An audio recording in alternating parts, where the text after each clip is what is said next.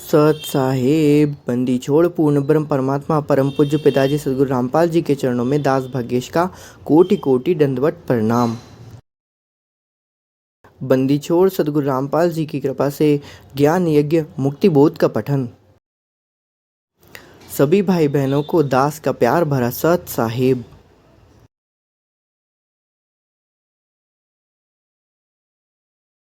बंदीछोड़ सदगुरु रामपाल जी भगवान की जय। बंदीछोड़ सदगुरु रामपाल जी भगवान की जय। बंदीछोड़ सदगुरु रामपाल जी भगवान की जय।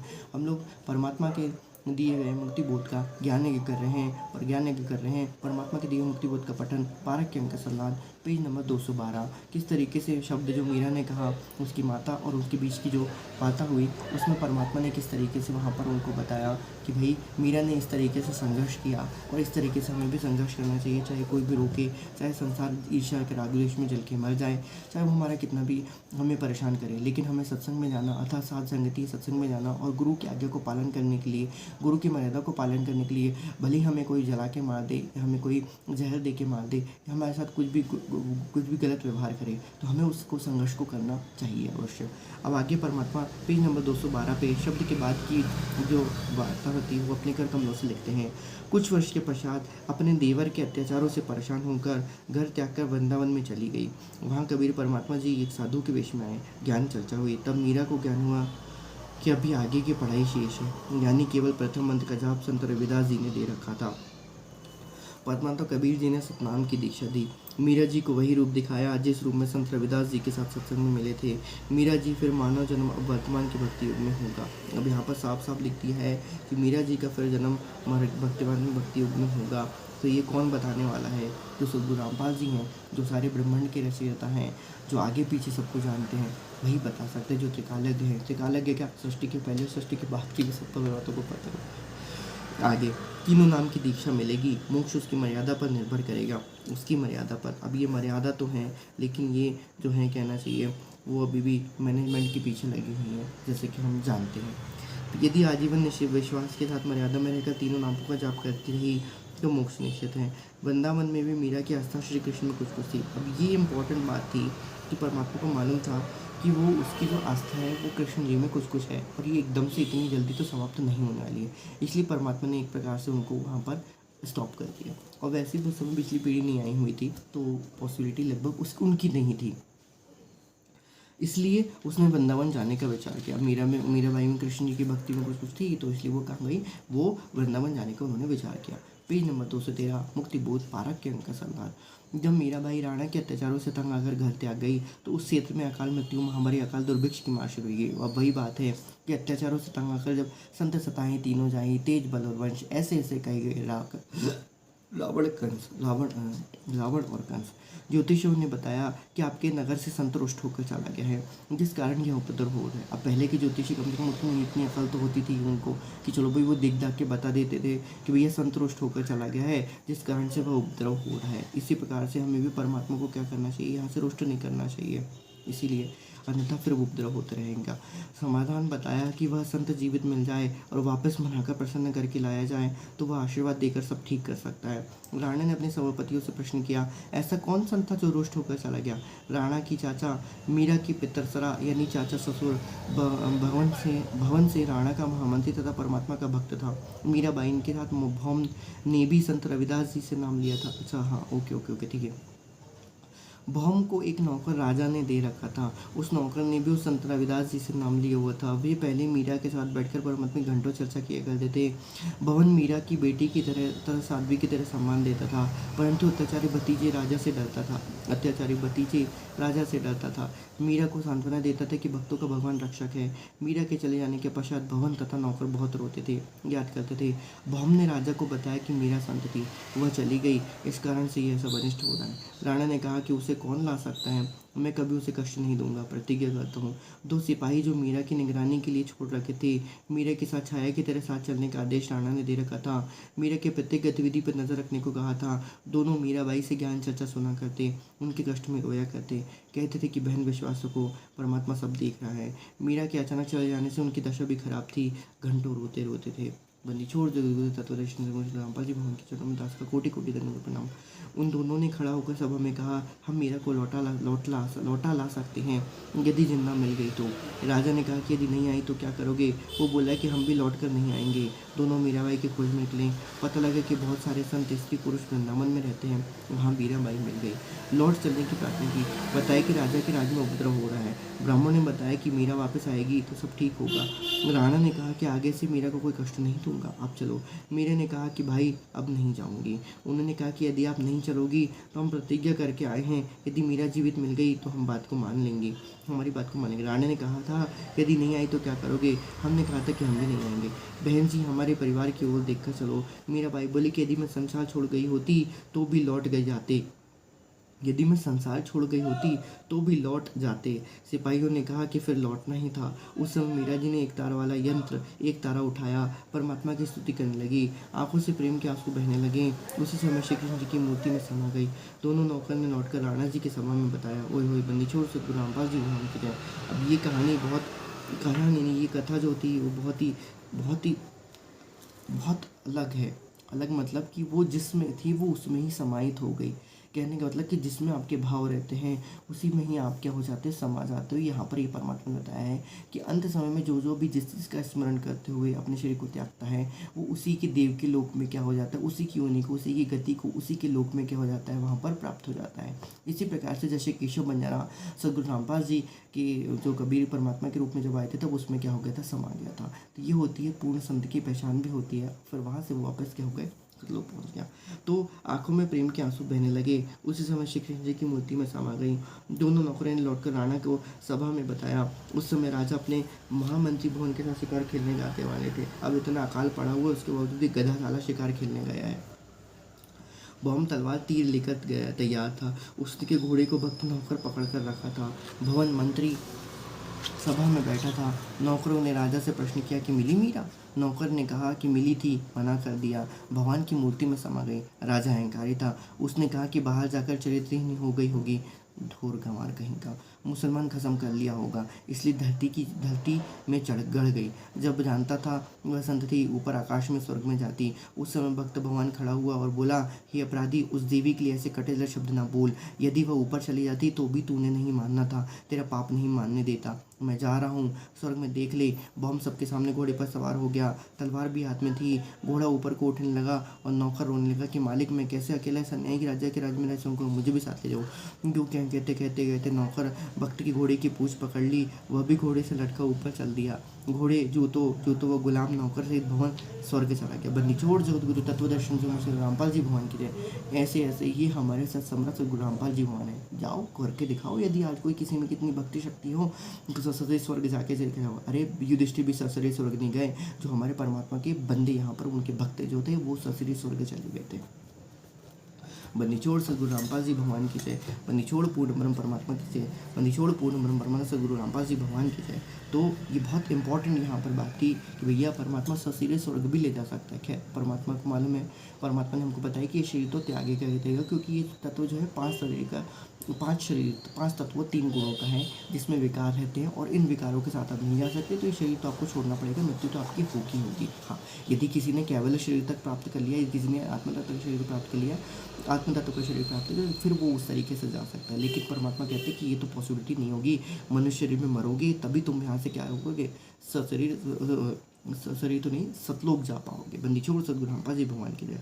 विशेष एक नित्यानंद जी महाराज, पेज नंबर 214, पारक्यं का सलाम।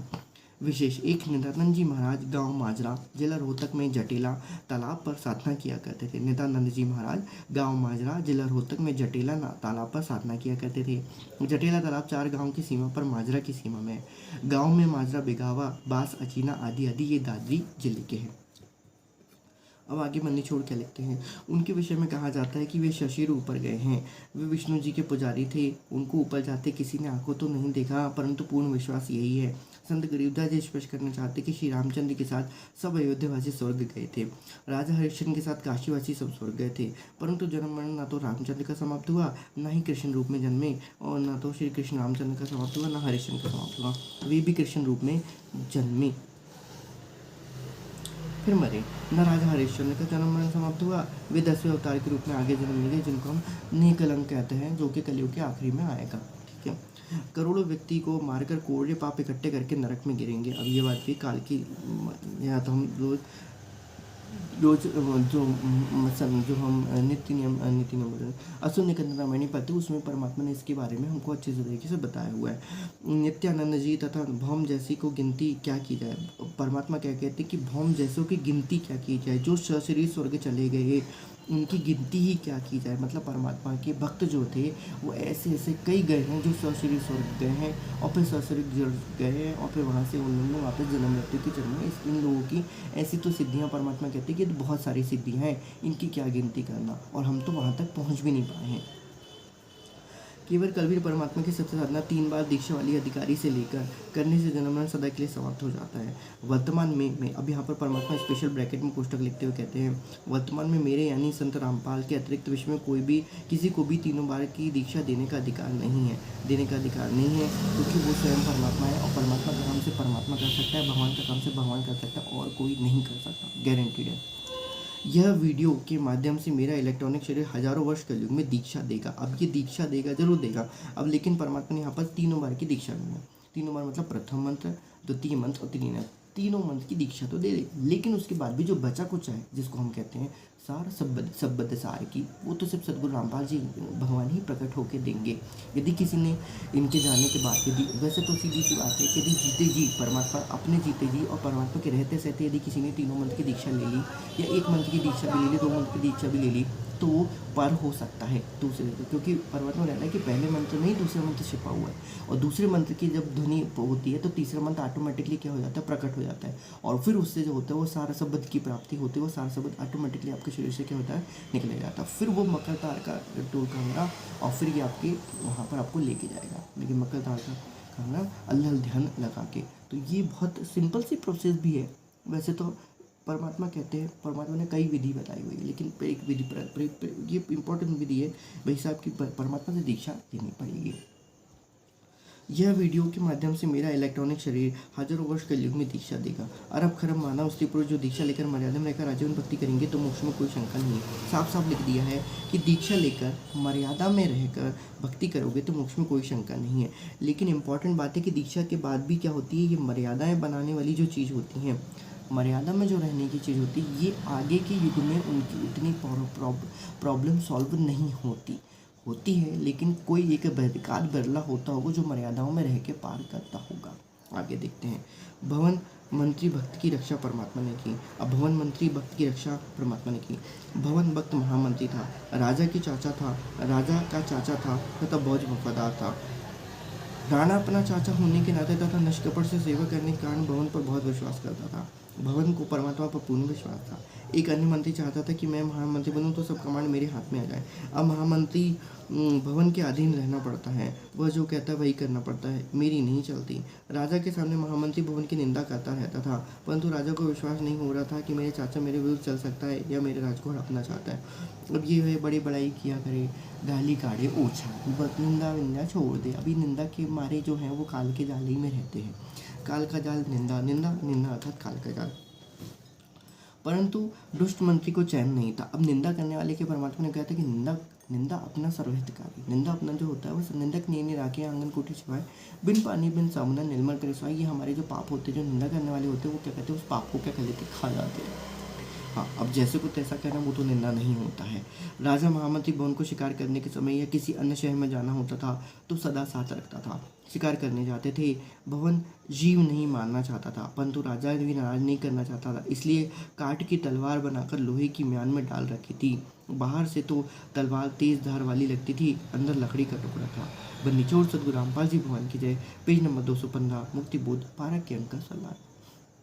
तो बाहर से तो तलवार तेज धार वाली लगती थी, अंदर लकड़ी का टुकड़ा था। भवन शिकार के समय राजा से दूसरी ओर दौड़ा घोड़ा ले जाते थे, कोई जीव हिंसा नहीं करते थे।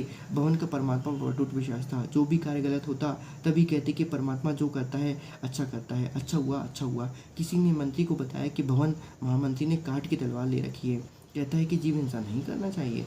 चापलूस मंत्री ने भवन के पीछे से उसकी तलवार देखी, वास्तव में काष्ठ की थी। एक दो की और दिखाई, 3-4 ने आंखों देखी। चापलूस मंत्री ने सबको कहा कि भवन अपने भतीजे को मरवाना चाहता है, स्वयं राज्य चाहता है। सबने एक सुर में कहा कि राजन, हम आंखों देख कर आए हैं, भवन आपका रक्षक नहीं है, आपको धोखा दे रहा है, काष्ठ की तलवार ले रखी है, आप स्वयं मंगा कर देखें, हम पर विश्वास न हो तो। राजा ने कहा कि यदि भवन की तलवार काष्ठ की मिली तो सबके सामने उसकी गर्दन काट दूंगा। अब ये वही बात है कि ये सब ने क्या किया, एटम बम बना के धरे हैं। जीवन तो देना झूल, लोगों को सुख देना तो चुप, बल लोगों को मारने के बारे में सोचते रहते हैं। राजा ने सब मंत्री तथा महामंत्री को आदेश दिया कि दूसरे शहर में जाना है। अब सब अपना शस्त्र लगाकर आधे घंटे में तैयार होकर देवड़ी द्वार पर हाजिर रहे। सब अपनी अपनी तलवार व अन्य शस्त्र लेकर देवड़ी द्वार पर खड़े हो गए। राजा आए और बोले कि सब महामंत्री तथा अंगरक्षक अपनी अपनी तलवार लेकर एक पंक्ति में खड़े हो जाए, ऐसा ही हो। राजा प्रत्येक के पास जाकर कहे कि अपनी तलवार की धार चेक कराओ, तुमने धार ठीक से बनवा रखी है कि नहीं। सबकी तलवार लोहे की थी। जब भवन का नंबर आया तो भवन को लग रहा था चंद मिनटों का जीवन शेष है, परमात्मा को याद कर लूँ। भवन परमात्मा का नाम जो गुरुजी से ले रखा था जाप करने लगा। जो गुरुजी वो प्रथम 5 मंत्र, प्रथम 7 मंत्र जो भी उनको दिए होंगे वो, ठीक है, जब करने लगा। राजा ने कहा कि महामंत्री, तलवार म्यान में से निकाल। भवन को नहीं पता था कि कब तलवार म्यान से बाहर निकली, वह तो अंतिम श्वास ले रहा था। जो ही भवन ने पूरे बेग के साथ तलवार म्यान से बाहर निकाली तो तलवार लोहे की सी थी। उसकी चमक आंखों को ऐसे लग रही थी जैसे आकाशीय बिजली का चमका लगा हो। देखने वाले जो आंखों देख चुके थे कि भवन की तलवार काष्ठ की थी, उसने अपनी आंखों पर भरोसा नहीं हो रहा था। इस घटना के पश्चात भवन की आस्था परमात्मा पूर्ण रूप से दृढ़ हो गई, परंतु दोष मंत्री बाज नहीं आया। परमात्मा जो करता है अच्छा करता है। परमात्मा, पेज नंबर 215। परमात्मा जो करता है अच्छा करता है। आइए देखते हैं परमात्मा ने क्या लिखा है। एक दिन राजा व मंत्री कहीं जाने की तैयारी में खड़े थे। राजा मंत्री से बातें भी कर रहा था तथा तलवार को निकालकर उसकी धार देखने लगा। बातों में व्यस्त होने के कारण राजा को ध्यान नहीं रहा। उसके दाएं हाथ की उंगली कटकर दूर गिर गई। अब राजा की जो होती है वो दाएं हाथ की कटकर उंगली दूर हो गई। राजा को जोर से पीड़ा हुई। महामंत्री बोला कि अच्छा हुआ, जो होता है अच्छा ही होता है, परमात्मा जो करता है अच्छा ही करता है। उस दिन राजा को लगा कि वास्तव में महामंत्री के मन में दोष है, अर्थात भवन के मन में दोष है, वह मेरा अहित चाहता है। चापलूस मंत्री को मौका मिल गया। राजा के लिए वैद्य बुला कर लाया। कहने लगा कि हे राजन, देख लिया आपने, सुन लिया आपके कानों से। राजा ने आदेश दिया था कि महामंत्री को जेल में डाल दो। चापलूस मंत्री को महामंत्री बना दिया गया। 6 महीने में राजा की उंगली का जख्म भर गया। राजा के दाएं हाथ में केवल 3 उंगलियां थीं। नए महामंत्री को साथ लेकर राजा शिकार करने गया। जंगल का शिकार पीछे पीछे दौड़ा रखे थे। राजा तथा महामंत्री दोनों सेना से दूर गहरे जंगल में चले गए। आगे कुछ जंगली व्यक्ति मिले। उन्होंने दोनों को घेर लिया तथा पकड़कर रस्सों से बांधकर घर पर ले आए। जंगली व्यक्तियों ने देवी को नरबलि चढ़ाने का संकल्प कर रखा था। अब वो भी पागल थे जो नरबलि चढ़ाने का संकल्प कर रखा है। पुरोहितों ने बताया कि 2 व्यक्ति पकड़ कर लाए हैं। पुरोहित ने कहा कि अच्छी बात है, दोनों की बलि चढ़ा देंगे, देवी अधिक प्रसन्न होगी, परंतु जांच करो कि इनका कोई अंग भंग तो ना हो। जांच करने पर पाया कि एक व्यक्ति की एक अंगुली नहीं है, कटी हुई है। पुरोहित बोला कि जिसकी अंगुली कटी है उसे जाने दो, वह बलि की योग्य नहीं है, दूसरे को तैयार करो। देखते देखते चापलूस मंत्री का सिर काटकर पत्थर की मूर्ति के चढ़ाकर फिर पकाकर खाने के लिए ले जाने लगे। राजा तेजी से भागा, सीधा कारागार में गया जहाँ महामंत्री बंद था। उसने कैद से मुक्त किया तथा आप बीती बताइए, कहा आप ठीक कह रहे थे कि जो होता है अच्छा ही होता है। यदि उस दिन मेरी उंगली ना कटी होती तो आज मेरी मौत निश्चित थी। राजा ने महामंत्री से प्रश्न किया, मेरी उंगली कटी तो मेरी जान बची, मेरे लिए तो अच्छा हुआ, परंतु आपको 6 महीने की कैद का कष्ट भोगना पड़ा, आपके लिए क्या अच्छा हुआ। महामंत्री ने कहा कि 6 महीने कैद से तो मेरी जान बच गई, यदि मैं कैद में ना होता तो आपके साथ जंगल में जाता, उस मंत्री की जगह मेरी बलि चढ़ती। राजा ने अपनी गलती की क्षमा याचना की और उससे पुनः अपना महामंत्री बनाया। बंदी छोड़ सद्गुरु रामपाल जी भगवान की जय। आत्मा ज्ञान बिना नर भटके। अब परमात्मा लिखते हैं कि आत्मा के ज्ञान के बिना जो नर होता है या नारी जो होती है, जो भी मनुष्य होता है, वो भटकता ही रहता है। जब बहन मीरा जी घर त्याग कर जा रही थी तो रास्ते में कुछ व्यक्ति एक गुफा के द्वार सामने बैठे थे। मीराबाई ने उनको वहाँ इकट्ठे होने के कारण जाना तो बताया कि इस गुफा के अंदर एक महात्मा रहता है, वह कभी कभी बाहर आता है, जिसको दर्शन हो जाते हैं उसका कल्याण हो जाता है, परंतु महिलाओं को दर्शन नहीं देते। मीराबाई ने कहा कि मैंने तो सुना है कि पुरुष तो एक परमात्मा ही है। ओए होए, कितनी प्यारी बात कही है उसने कि पुरुष तो सिर्फ एक परमात्मा ही होता है, अन्य तो शरीर बदल कर स्त्री पुरुष बनते रहते हैं। यदि कोई दूसरा पुरुष पृथ्वी पर है तो मैं उसके दर्शन करने ही जाऊंगी। महात्मा का विशेष सेवक था, केवल वह गुफा में जा सकता था। सेवक से महात्मा पता कर लेता था कि कोई स्त्री तो बाहर नहीं बैठी है। सेवक ने बताया कि एक साध्वी आई है, वह कहती कि मैं तो दर्शन करके ही जाऊंगी। महात्मा बाहर आया। मीराबाई ने कहा कि महाराज, मैं जानना चाहती हूँ कि इस 5 तत्व के बने मानव शरीर में स्त्री तथा पुरुष के तत्व में अंतर में क्या है, केवल एक पुरुष है, वो है परमात्मा। आप अन्य पुरुष कैसे हो? आत्मा धारण करती है, नर मादा का अभिनय करती है। कितनी प्यारी बात उसने कही थी। ज्ञान से ही प्राप्त होता है कि इंसान जो होता है, जो पुरुष पुरुष ही नहीं बनता और स्त्री स्त्री नहीं बनती, पुरुष को काल स्त्री रूप में भी डाल देता है और स्त्री को पुरुष रूप में भी डाल देता है। और कभी कभी यदि उसे होता है तो किसी को थर्ड जेंडर या किसी को और कुछ तरीके से, किसी का अंग भंग करके, किसी को कुछ तरीके से, आजकल जो बहुत सारी चीज़ें चल रही है उसमें वो काल क्या कर देता है, उनको डाल देता है और उनको प्रताड़ित करता है, उनकी आत्मा को। 217 मुक्ति बोझ। महात्मा को अपनी गलती का एहसास हुआ। गुफा छोड़कर मीराबाई के साथ जाकर संत रविदास जी से दीक्षा ली। आत्मज्ञान अर्थात आत्मा, परमात्मा ने आत्मज्ञान यहाँ पर क्या लिखा है? आत्मज्ञान अर्थात आत्मा स्त्री पुरुष ही की एक है। जैसे स्वांग करते हैं, जैसे स्वांगी स्वांग करते हैं, स्त्री पुरुष बनकर अभिनय करते हैं, ऐसी आत्मा कर्मों के अनुसार नर मादा का अभिनय करती है। बंदी छोड़ सद्गुरु रामपाल जी भगवान की जय। पेज नंबर 217 मुक्ति बोध, पारक के अंक सलाह। इसको अब हम आगे देखेंगे। बंदी छोड़ सद्गुरु रामपाल जी, बंदी छोड़ सद्गुरु रामपाल जी भगवान की जय। बंदी छोड़ सद्गुरु रामपाल जी भगवान की जय। बंदी छोड़ पूर्ण ब्रह्म परमात्मा जगत गुरु तत्व दर्शन सद्गुरु रामपाल जी भगवान के चरणों में दास का कोटि कोटि दंडवत प्रणाम। बंदी छोड़ सद्गुरु रामपाल जी भगवान की जय। बंदी छोड़ सद्गुरु रामपाल जी भगवान की जय। बंदी छोड़ सद्गुरु रामपाल जी भगवान के सभी भाई बहनों को दास का प्यार भरा सत साहिब। एक घड़ी आधी घड़ी, आदि में बुनियाद, कबीर संगत साधु की कटे कोटि अपराध।